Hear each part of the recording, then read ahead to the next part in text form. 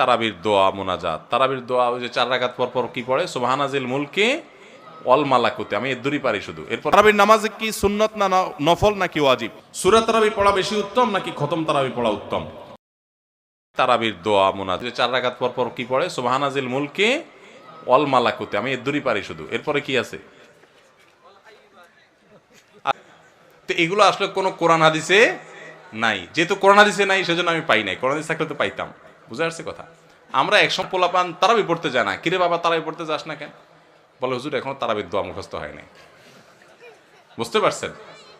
তো তারাবির নামাজের জন্য 4 রাকাত পর পর দোয়া পড়া, এটা তারাবির সাথে এর কোনো সম্পর্ক নাই, দোয়া পড়ার কোনো প্রয়োজন নাই।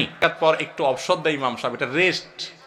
আপনি এটা একটু পানি খাবেন, দরকার একটু হাত পা এদিক সেদিক করবেন, একটু রেস্ট করতে এলায়া বসবেন, দরকার একটু পেশাব ওযু করে চলে আসবেন। এটা হলো রেস্টের সময়। তারাবি মানে হলো আরাম করে করে পড়া। 4 রাকাত পড়া। মধ্যপ্রাচ্যের লোকরা, মিডল ইস্টের লোকেরা আছে, আমাদের দেশেও কোনো কোনো মসজিদে দেখা যায় 4 রাকাত পর পর একটু খেজুর, একটু পানি, একটু চা, একটু খা। তো এটা তো রেস্টের সময়। আপনি রেস্ট না করে কি করতেছেন? ইমাম সাহেব এতক্ষণ পড়ছে, হাফেজ সাহেব দুমায়া টানছে, আপনি তো এতক্ষণ শুনছেন বসে। এখন 4 রাকাত পর বরং আপনি আরো ডিউটি শুরু করে দিচ্ছেন, সুবহানাজিল মুলকি ওয়াল মালাকুতি। তাহলে রেস্ট হলো না রেস্টের উল্টাটা হলো? এগুলো কোরআন হাদিসে নাই। কোরআন হাদিসে যেটুকু আছে সেটুকু আপনি তারাবির নামাজে তেলাওয়াত সুন্দর করে মনোযোগ দিয়ে শুনবেন, নামাজ সুন্দর করে পড়বেন, বাস শেষ। এর বাইরে দোয়ার প্রয়োজন নাই। তারাবির নামাজের নিয়ত কিভাবে করব? তারাবির নামাজের নিয়ত কিভাবে করবেন? নিয়ত নামাইতুয়ান বলেন, কার মুখস্থ আছে? একজন বলেন অন্তত। তারাবির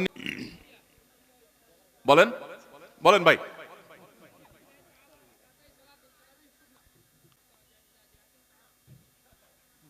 মাশাআল্লাহ মাশাআল্লাহ, এবারে পুরস্কার দেওয়া উচিত। বসেন, আপনি অনেক কষ্ট করে মুখস্থ করছেন। তুমি বগুড়া সদরের লোক ভাই? কালো কাহালু। আচ্ছা, তারাবির নামাজ বা যে কোনো নামাজের নিয়ত জরুরি। নিয়ত ছাড়া কোনো আমল হবে না। কিন্তু নিয়তটা হলো মনের ইচ্ছার নাম। আমি ভাইকে দিয়ে নিয়তটা কেন শুনছি সেটা আপনারা জানেন? জানেন না আপনারা? কেন শুনলাম বলেন তো? কে বলতে পারবেন? কে বলতে পারবেন না? আমি ওনারা দিয়ে এই জন্য শুনছি যে ওইটা আমার জানা ছিল না। তো কথা ওইটা আমি নিজেও জানি না। নামাইতুয়ান দিয়ে শুরু, এটা জানি, কিন্তু বাকি শেষেরটা আমি একটু শুনতে আর কি। আমি জানি না এই জন্য যে কোরআন হাদিসে কোথাও পাই নাই। এখন ভাইরা কেউ পাইলে তো ভিন্ন কথা, আমি কোথাও মুখে এরকম গদবাদা উচ্চারণ করা, হ্যাঁ এটা পাইছি আমরা ছোটবেলা বগদাদি কায়দায়। বগদাদি কায়দা এটার জন্য কত মাইদ্যরে হয়তো খাইছি, এটা পরবর্তীতে কোরআন হাদিসে যেহেতু পাই নাই, এই জন্য আর আমরা ওটা মুখস্থ করি নাই। ভাইরা আমার, নামাজের জন্য এরকম নাম গদবাদা যে দোয়া আমরা শিখেছি, এগুলোর কোনোটি কোরআন বা সুন্নার কোথাও। আমরা নিয়ত করব মন থেকে যে আমি তারাবির নামাজ, টেনশন আছে, নিয়ত আছে, মনে আছে, এটাই যথেষ্ট।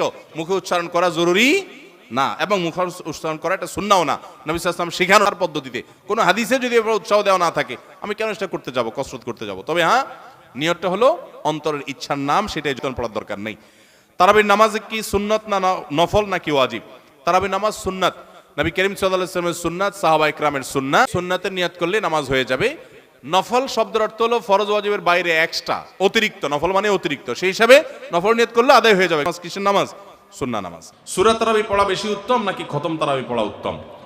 অবশ্যই যদি আপনি কোরআনে কারীমের খতম পড়তে চাইতে সেটা উত্তম, এতে কোনো সন্দেহ নাই। সূরা তারাবিতে তো সামান্য ছোট ছোট আপনি কেরাত পড়বেন, আর খতম তারাবিতে বড় বড় কেরাত পড়বেন। তো কোরআন বেশি তেলাওয়াত করা বেশি উত্তম, সেটা তো বলাই বাহুল্য। এই জন্য অবশ্যই খতম তারাবি উত্তম। কিন্তু খতম তারাবি যদি তুফান মিল গতিতে হয়, 5G 6G গতিতে হয়, তাহলে সে যেই খতম তারাবিতে কি পড়েন, হাফেজ সাহেবের শুধু ইয়া আলামুন আর তালামুন ছাড়া কিছু না বুঝেন, তাহলে ওই রকম খতম তারাবি পড়ার চাইতে সূরা তারাবি পড়া উত্তম। কথা কি বুঝতে পারছেন? যদি হাফেজ সাহেব মাঝখানে কি পড়ে কিছুই বুঝেন না, শেষে শুধু ইয়া আলামুন আর তালামুনের টান দেখে যাবে, তাহলে এই তারাবি পড়া আর না পড়াতে কোনো পার্থক্য নাই। অনেক জায়গাতে এরকম তারাবি পড়ে, ওই যে সোশ্যাল মিডিয়াতে কিছু কিছু ভিডিও দেশের বাইরের, যে এমন গতিতে তারাবি পড়ে যে আপনি 3 আয়াত পড়তে না পড়তে তার 1 রাকাত শেষ। এগুলা তারাবির নামে তামাশা। অনেক সূরা তারাবিও এরকম আছে যে পড়ে সূরা তারাবি, সেটা আবার এরকম 5G গতিতে পড়ে। তারাবির নামে যে কত তামাশা চলে। বুকে একটা পোস্টার যে ব্যবসায়ীদের জন্য বিশেষ তারাবির প্যাকেজ। কি প্যাকেজ? 5 দিনে খতমের প্যাকেজ, আর একটা 3 দিনে খতমের প্যাকেজ। একটা রেজিস্ট্রেশন ফি 1400 টাকা, আর একটা রেজিস্ট্রেশন ফি বোধহয় আর একটা রেজিস্ট্রেশন ফি আর একটু কম টাকা, হ্যাঁ, রেজিস্ট্রেশন ফি দিয়া হাফেজ সাহেবরা চুক্তি করে তারাবি পড়ায়। কিয়ামতের আগে যে আরো কত কিছু হবে তাই ভালো জানেন। এগুলো সব তারাবির নামে কি ভাই? তামাশা, জায়েজ না এইভাবে করা। রমজানে হারিয়ে যাওয়া এমন কিছু আমলের কথা বলুন না, আমল কিন্তু তা অনেকেই জানে না বা আমল করে না। 4টি আমলের কথা বলতে পারি।